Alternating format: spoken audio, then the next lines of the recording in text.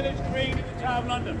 But unlike most village greens in this country where you'll find a cricket pitch or perhaps a mill pond, we've got our own private exhibition site. That horrific site, a small glass memorial over there, and it's not to be confused with the public scaffold outside on the hill. 3 Queens of England and some others were executed in this area. Before I tell you some of their stories, I'd like to describe a few buildings that surround us here on the green. Now behind you is the largest and oldest of all our towers. That's the White Tower. Work began on that site in 1078 under the direction of a monk whose lungs after his back. It took 20 years to complete, although the windows were later added by Sir Christopher Wren in the 17th century. On each corner there is a turret. On top of the turrets there are golden crowns, and beneath them weather vanes showing the royal standard. This signifies that this is still a royal palace, though no longer a royal residence. However, kings and queens lived up there for over 500 years. The last monarch to do so was James I in 1603. Look down there, you see a large black and white Tudor building known as the Queen's House. It dates from 1540 and is the best preserved Tudor building in the City of London. That is now the home of the Constable of the Tower of London, and being the home of such a high-ranking official, it is sometimes being used to accommodate some very important prisoners. Prior to her execution in 1542, Queen Catherine Howard spent time in there. William Penn spent 8 months on the top floor for his offensive writing. Was only held there. He was only released so he could leave the country. He did. He crossed the Atlantic and he founded the Quaker colonies, Pennsylvania and Philadelphia. I'm very proud. Your English colony guy, prisoner here. That bell we gave you was found 500 yards on the other side of the glass building in the corner over there. When we gave you that bell, ma'am, it was in one piece. You lot broke it. Like you did our language. It's pronounced aluminium. All you Americans say aluminium. Aluminum. Say it again. Aluminum. The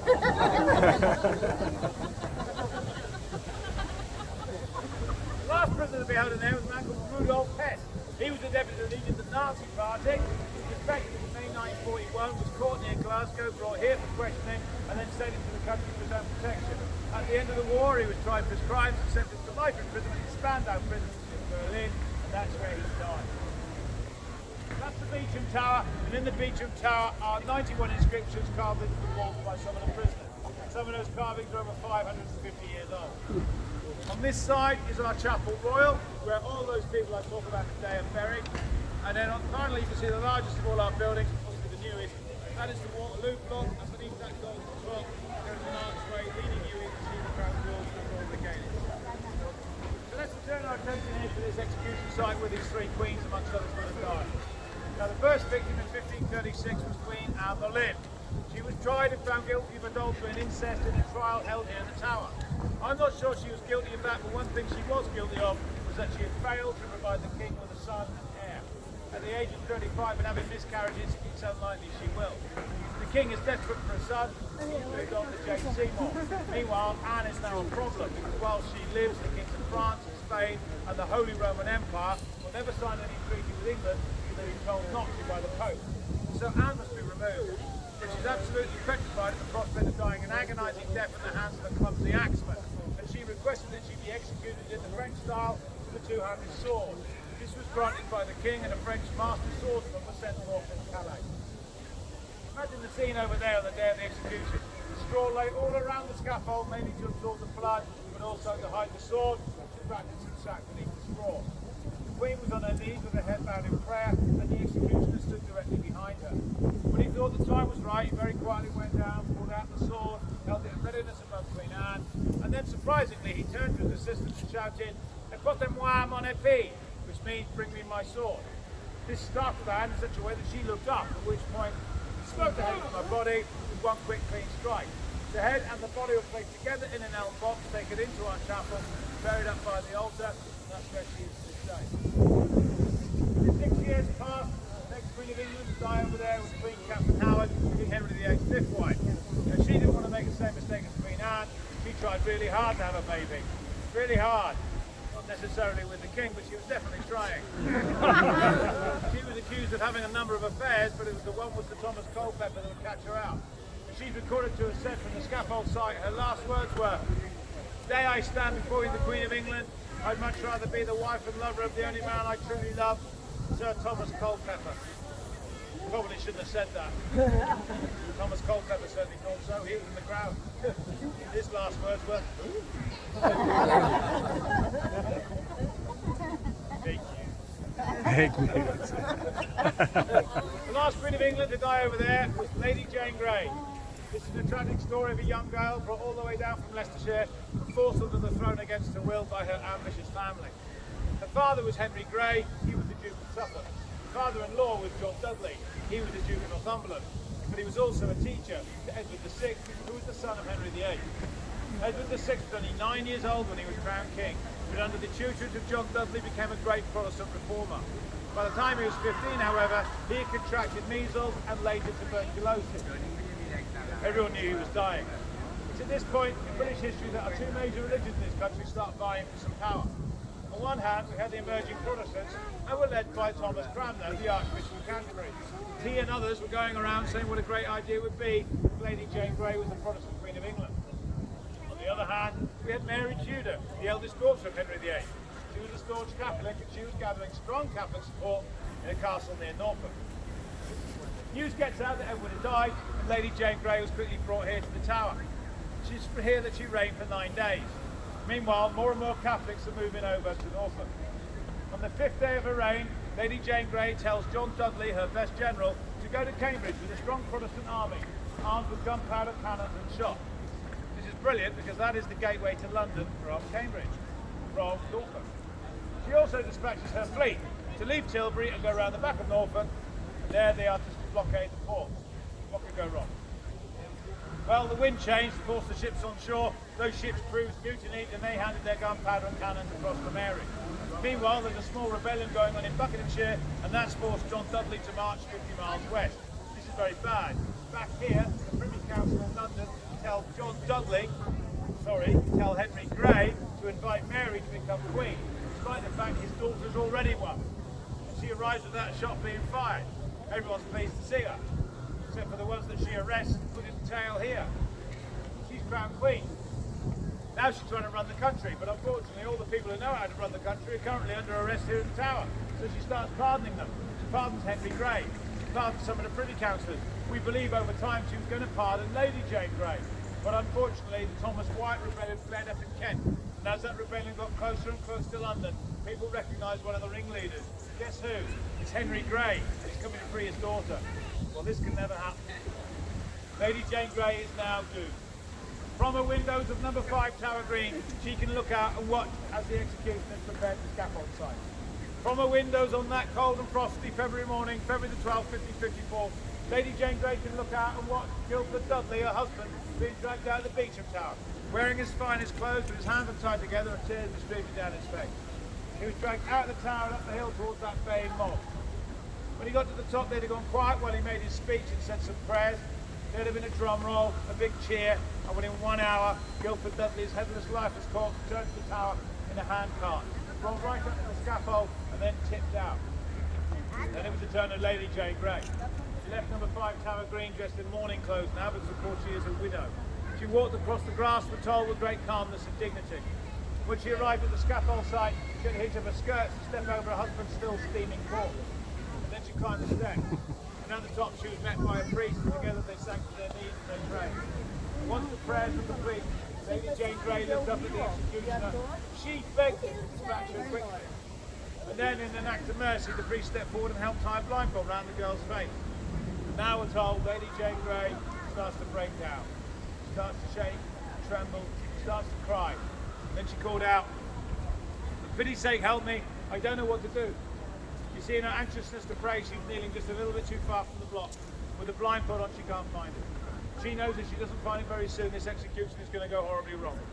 But fortunately for her, the priest saw her plight. He grabbed her hand and forced her gently down upon the block. She regained her composure, put her neck down, put her hands down.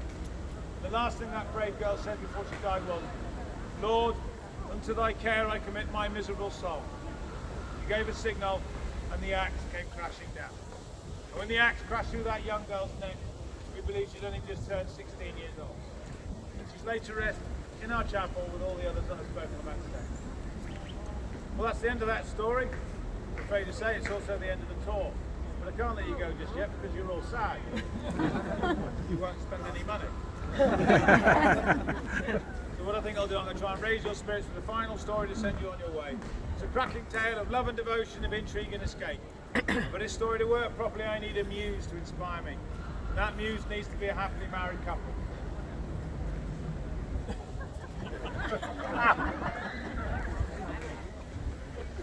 You don't seem that happy to me,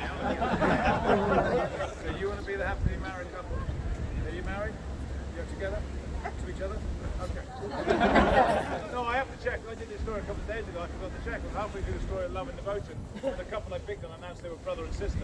We all got a bit uncomfortable. Half the 3 people from West Virginia who thought it was okay.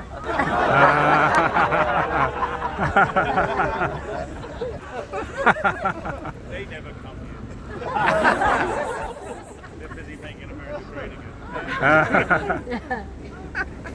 Okay, well, you can be my Lord Nithsdale, sir. You're held in the Queen's house for your part in the first Jacobite rebellion of 1715. You're a traitor and sentenced to death.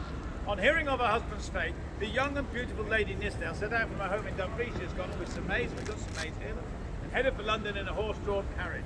But after 20 miles, the carriage got stuck in a snowdrift, and so Lady Nithsdale and the maids cut the horses free and continued the remaining 274 miles on horseback all the way to London, the worst blizzards we've ever had in this country. Such love and devotion did that woman have for that man. And when she arrived in London, she went off to see the king. Here he is, look. Grumpy, miserable looking fellow. Plead for clemency, but he said no. No. Very good, sir, but he was a German and didn't speak English. No. That's French. Why do I bother? Can I just say, this isn't the first time this has gone wrong. Gentlemen, just as you did, he went with a quick nervous breakdown and then said, "Niet." I said, "What are you doing?" And he went, "Well, how am I supposed to know?" I said, "Well, where are you from?" He said, "Austria."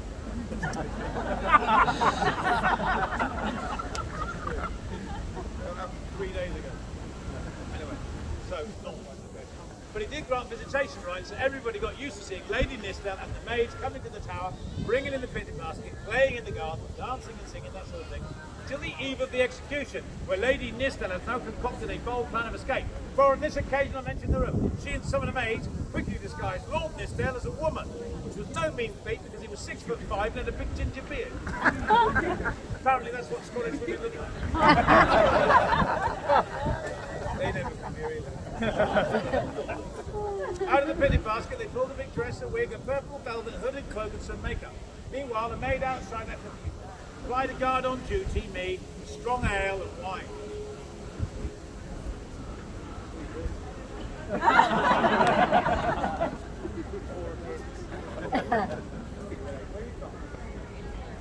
Small bottles in here.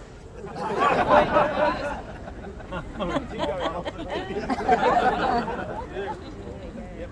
Keep going. Now you're getting the hang of it. You're getting it now. Some of the people back there can't see this, but this lady's very good at miming. And then she beguiled him with the sexy dance. And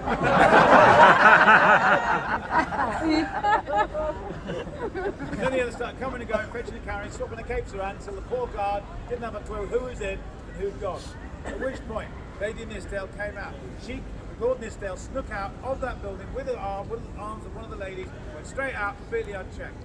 Meanwhile, back in that cell, Lady Nithsdale carried on a two-way conversation for over an hour. Do you want to have a go at that?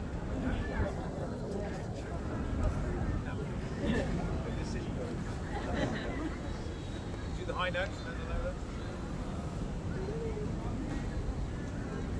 This isn't going as well as I thought it would.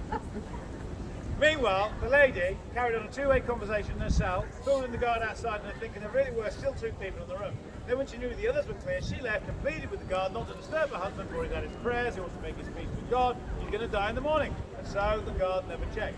He closed the door, he locked it and went back to drinking. Lady Nithsdale was reunited with her husband outside and together they all fled to Rome. In fact, as the saying goes, they both lived happily ever after. And on that happy note, I want to make sure you guys live happily ever after as well. Have a great day here in the town of London. Have a wonderful holiday if you're here visiting. Thank you very much. Thank you.